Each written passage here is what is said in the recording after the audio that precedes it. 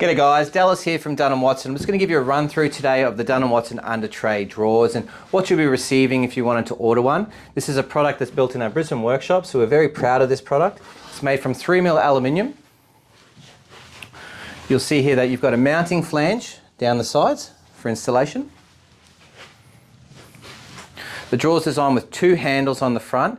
That's for two reasons. Firstly, they're both key locking, so you get plenty of security from this drawer.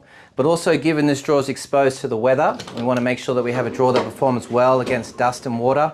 Having a handle lock at 2 points is making sure that this fascia is engaged nice and tight with that handle, just protecting water and dust from getting in.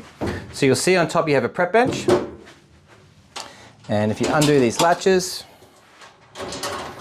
you see that you have a strut assisted storage area on the inside.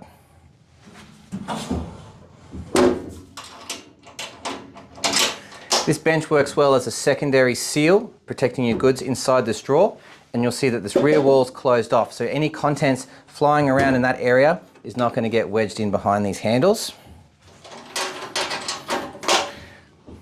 You have full extension on the slide, so your entire drawer is going to come out.